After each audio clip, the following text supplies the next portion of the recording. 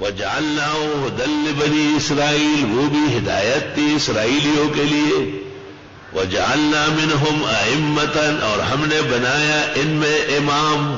سبحان اللہ، اونچا مقام نبوت کے بعد وہ امامت امت ہے. یہدون بامرنا، جو کام کرتے تھے ہمارے دین کا. لما صبروا، جب انہوں نے استقامت دکھائی. بالصبر والاستقامہ تنال الامامت فی الدین. اللہ، امام کے لیے بہت صبر چاہیے. ننگے سر والے آ جاتے ہیں، اعلان کے باوجود کھڑے ہیں. کیا کریں، بس آپ کا اعلان کافی ہے. آپ آستینوں والے کھڑے ہیں، بابا مسجد اللہ کا گھر ہے. آپ کا ہمارا کام بیان ہے، نہ کہ لوگوں کے پیچھے ڈنڈا اور سوٹا گھمانا ہے. صبر استقامت امام کے لیے بہت چاہیے. ناکارہ قسم کے لوگ غریبوں پر مسلط ہیں. کمیٹیوں کے نام سے جو شیطانی پنجے، وہ امام غریب جو ہے کسی کام کے نہیں رہتے. صبر استقامت سے کام کرے اور یہاں سے ہدایات لے. وہ دن دور نہیں ہے کہ وہی ہوگا، کوئی سامنے نہیں ہوگا. افسوس تم کو میر سے صحبت نہیں رہی.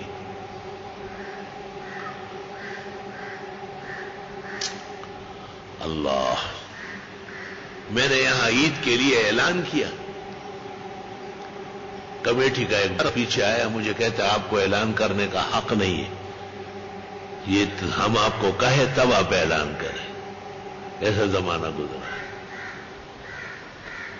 میں نے کہا چلو کوئی بات نہیں. لوگ کھڑے ہو گئے اس کو مار رہے. میں نے کہا مسجد میں دنگا فساد منع ہے، لیکن ایسا وقت نہیں آیا جو کوئی پروگرام ہو. مجھے بھی بلایا کریں، یہ بہت خوش ہوں. وہ فرعونیت کے دن یاد نہیں تھے اس کو. وہ فرعون وقت اس حد تک آ گیا. پھر تو یہ ائمہ غریب مسافرین ہوتے ہیں، بے یار و مددگار ہوتے ہیں. یار و مددگار پیدا کرو. اول اخرد ازان وقی، بیا اخرد اخکار وقی. پہلے ہی دن سے ہنگامہ مت مچاؤ، نتیجہ تیرے خلاف ہو. مردانگی بیا ازمائی، باز زن کن اول زان اتلا، بیا خبریں کہو. ایسا نہیں چې کوناٹی در میں راوڑائی او دز غلائی پمنڈو.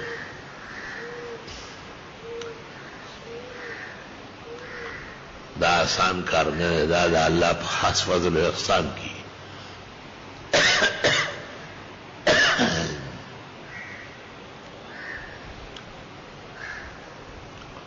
تو ائمہ کے لیے، دین کے لوگوں کے لیے صبر استقامت. صبر کے معنی ہے اپنے کام پر ڈٹے رہنا، اور صبر کا مطلب ہے منافی کا پرواہ نہ کرنا. وہ خربوزہ کھاؤ چھلکے سے کیا کام، یہ صبر ہے. توبہ،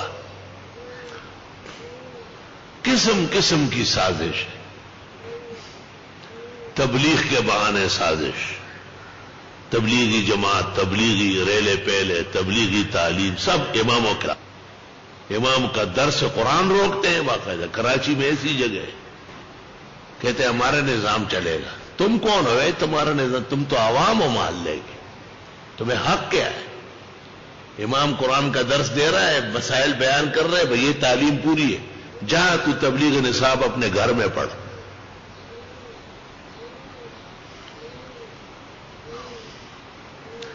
جب تبلیغ والے بھی آپ کے شاگرد ہو، آپ کے نمازی، آپ کے معین و مددگار ہیں، تو ان کے مدد میں بھی آپ کا حصہ ہو. اس لیے ہم نے ایک تعلیم طالب علموں کی رکھی بعد الظہر. اس میں تمام جامعہ موجود ہوتا ہے، بما اساتذہ و ناظم و خادموں کے. یہ عاجز و فقیر بھی ظہر میں اپنے آپ کو اس میں شریک سمجھتا ہے. لازماً طالب پڑھے گا. نظام الدین سے بھی کوئی آئے وہ نہیں پڑھے گا، ہمارا طالب افسلوم کا پڑھے گا. یہ اصول ہے. اور شام کو محلے والوں کی تبلیغ ہے، اللہ ان کو مبارک کرے. اس میں طالب کو بیٹھنے کی اجازت نہیں ہے. اس میں دیکھا گیا تو اخراج ہو جائے. طالب کی تبلیغ بعد زور ہو چکی ہے. نبیا پہ کیسا خارخ رہا ہے.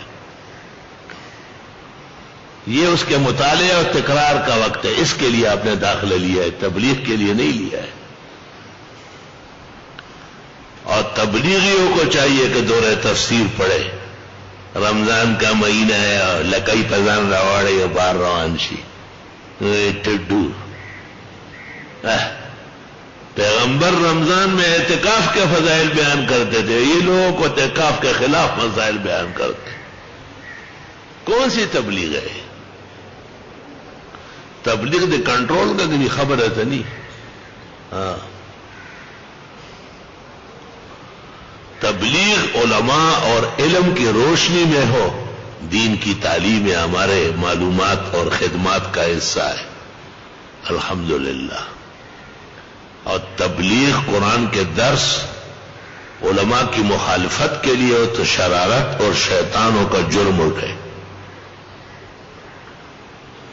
مناسب نہیں ہے. الحمدللہ احسن میں جو محلہ ہے اور جو تبلیغی دوست ہے وہ سب دورے تفسیر کر چکے ہیں. تمام درسوں سے فاضل ہے اور وہ بڑے آپ کے بھائی ہے اور ہمارا وہ بھی ایک بہترین جماعت ہے. خدا ان کو جزائے خیر دے. یہ ان جگہوں کی باتیں کرتا ہوں جہاں تصادم پیدا ہوتا ہے.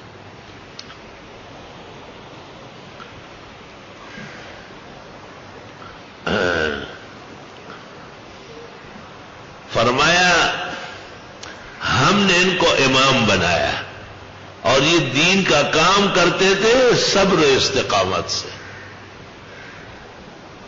وَكَانُوا بِآيَاتِنَا يُوقِنُونَ, اور یہ ہماری آیتوں کا یقین کرتے تھے.